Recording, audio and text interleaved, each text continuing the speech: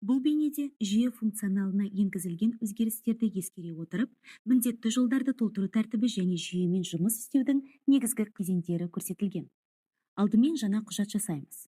Одан кейін қажет құжат түрін таңдап, алушының деректерін енгізіп, барлық қажетті жолдарды толтырамыз.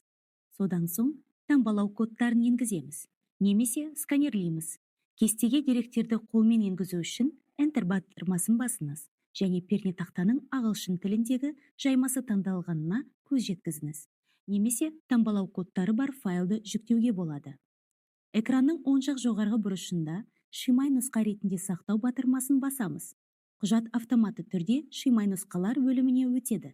Онда мәртебесі қорытындыны есептеу деп көрсетіледі. Оң жақ жоғарғы бұрышта житин бағаларын орнату батырмасы орналасқан.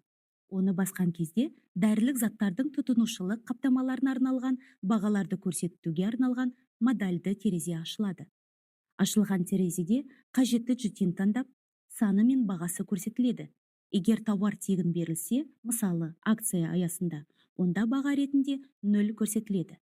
Бір житин бойынша әртүрлі бағаларды көрсету қажет болған жағдайда, баға элементін қосу батырмасын басып, житинді таңдап, дәрілік заттардың қажетті саны және тиісті бағаны көрсету қажет. Сондай-ақ, тиісті өрісте қосылған құн салығы мөлшермесін көрсетуге болады. Бұл өріс міндетті емес. Егер сіз қосылған құн салығын төлеуші болмасаңыз, оны бос қалдыруға немесе 0 деп көрсетуге болады. Назар аударамыз.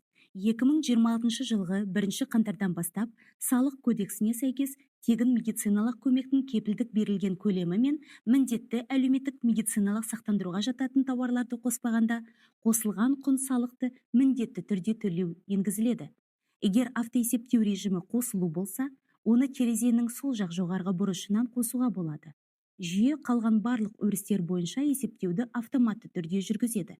Ал автоесептеу режимі өшірілген жағдайда пайдаланушы барлық өрістерді дербес толтыруы тиіс. Барлық қажетті өрістерді толтырғаннан кейін сақтау батырмасын басыңыз. Көрсетілген бағалар жүйеде тіркеледі. Бұдан әрі бұрынғыдай құжатты электрондық цифрлық қолтаңбаны пайдалана отырып қол қою рәсімінен өткізу қажет. Қол қойылғаннан кейін құжат рәсімделген болып саналады және әрі қарай өңдеуге дайын.